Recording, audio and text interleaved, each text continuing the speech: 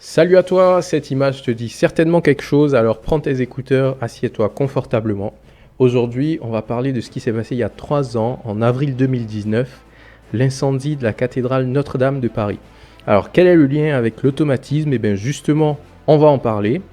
Déjà, si on regarde les choses du bon côté, on peut noter 2 bonnes nouvelles suite à cet événement. La première, c'est qu'il n'y a pas eu de mort. Il y a eu une grosse perte historique et architecturale, mais c'est une perte qui reste juste matérielle. C'est-à-dire qu'on a perdu la flèche, c'est-à-dire ce bloc-là tout en longueur qui est tombé, avec toute la toiture historique qui a brûlé.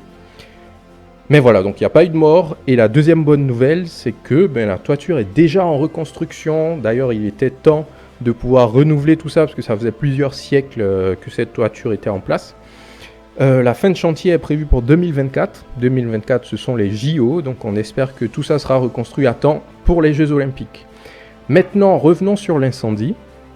Au niveau de la cause de départ de feu, alors c'est encore flou, on parle de court-circuit, mais en tout cas, d'après l'enquête, les flammes se sont propagées pendant près de 30 minutes sans que personne le sache, tout simplement parce que le système de sécurité incendie était défaillant.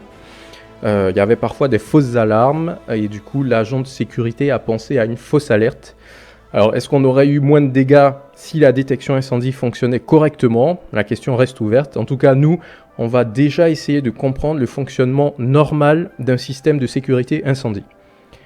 Alors les systèmes de sécurité incendie se présentent comme ça sous cette forme. On a un fonctionnement complètement automatique avec 2 parties. La première partie, c'est la détection ici à gauche et la deuxième partie, c'est la mise en sécurité. Donc tout ce qui concerne l'actionnement des systèmes de mise en sécurité. Au niveau de la détection, on va détecter quoi? On va détecter des fumées, des flammes. On va détecter aussi de la température avec des hausses de température. Et on peut aussi avoir des déclencheurs manuels comme ça pour que si quelqu'un voit un incendie, il alerte tout le bâtiment donc en appuyant sur ces boîtiers-là. D'ailleurs, petite parenthèse pour les petits malins qui s'amusent à appuyer dessus de manière intempestive, c'est une très mauvaise idée, parce que tout simplement ça va mettre en péril tout le bâtiment, donc surtout à garder pour des cas d'extrême urgence. Donc ça c'est pour la première partie, la détection. Et pour la partie action, donc la mise en sécurité, on a différentes choses. Déjà on va gérer l'évacuation avec une alarme sonore et des blocs comme ça, blocs autonomes d'éclairage de sécurité en abrégé BAES, donc les fameuses LED vertes qui t'indiquent par où passer si tu veux évacuer le bâtiment. Donc ces 2 choses-là vont aider à l'évacuation, l'alarme et puis les blocs lumineux. Et après, on fait différentes choses pour mettre en sécurité. On va compartimenter avec les portes coupe-feu et on va gérer le désenfumage, donc pour évacuer les fumées chaudes à travers des trappes, des volets. On a un système de ventilation qui aide à ça. Donc tu vois les 2 étapes comme ça, détection, action, pour pouvoir gérer de manière automatique la sécurité incendie. D'ailleurs ce diagramme là il est tiré d'une animation qui est plutôt bien faite que tu peux retrouver en commentaire. Alors 2 exemples de système de sécurité incendie de 2 constructeurs différents. Le premier qui ressemble à ça avec différents modules. On reconnaît ici en premier la détection avec l'équipement de contrôle de signalisation qui va capter tous les signaux de détection. Et en deuxième, la mise en sécurité, donc centralisateur de mise en sécurité qui va aider à pouvoir faire les différentes actions. Et chez le deuxième constructeur, ça ressemble aussi à ça. On a la partie détection d'un côté et la partie mise en sécurité de l'autre. D'ailleurs, petite question pour toi. Pourquoi en général on sépare la détection incendie et la mise en sécurité? Pourquoi la gestion se fait en 2 modules comme ça? Si tu as une idée, donne ton avis en commentaire. Pourquoi on isole les entrées, donc tout ce qui gère la détection, des sorties qui vont gérer la mise en sécurité? N'hésite pas à mettre tes commentaires, ça m'intéresse de savoir quel est ton avis là-dessus. Alors, pour conclure à propos de la rénovation, donc la fin de chantier est prévue en 2024. Je vais te donner moi mes pronostics liés au nouveau système de sécurité incendie qui sera mis en place après la rénovation. D'après moi, il y aura 3 points qui seront renforcés.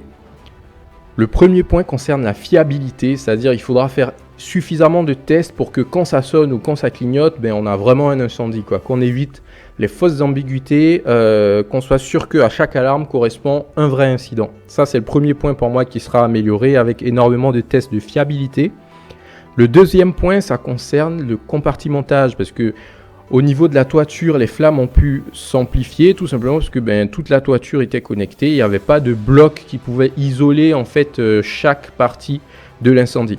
Donc là, à mon avis, dans la nouvelle toiture, ils vont mettre en place voilà, ce genre de compartimentage là avec des portes coupe-feu entre chaque sous-partie de la toiture. Et troisième amélioration selon moi, il va falloir gérer un peu mieux les fumées. Parce que là encore, les fumées ont pu faire des dégâts parce qu'il n'y avait pas d'évacuation pour les fumées chaudes. Donc il faudra mettre en place des trappes. À mon avis, il y aura voilà, de la ventilation, des volets comme ça pour évacuer les fumées chaudes et éviter que l'incendie devienne un peu plus dramatique. Du coup, on est en 2022. Là, fin des travaux, ça sera dans 2-3 ans. On verra bien à quoi ressemblera le nouveau système de sécurité incendie de la cathédrale Notre-Dame de Paris. En tout cas, que ce soit pour tous les bâtiments qui reçoivent du public ou pour les monuments emblématiques, on espère que tous les systèmes de sécurité incendie seront l'objet de plus d'attention et de rigueur afin d'éviter ce genre d'incendie, éviter que ça se reproduise. Et puis avant de se quitter, j'aimerais remercier un abonné à la chaîne qui s'intéresse au sujet des alarmes incendie justement. Et c'est lui qui m'a fourni toutes les précisions techniques liées à l'automatisation pour préparer cette vidéo. Donc si tu souhaites en savoir plus sur les différentes technologies de système de sécurité incendie, contacte-le sur LinkedIn, son profil est en commentaire. D'ailleurs, si tu as aussi des sujets que tu maîtrises et sur lesquels tu veux que je fasse une vidéo, n'hésite pas à me contacter, mon adresse est aussi dans la description de la vidéo. Voilà, c'est tout pour aujourd'hui. Alors il ne te reste plus qu'à t'abonner à la chaîne et on se retrouve pour une prochaine vidéo. À bientôt.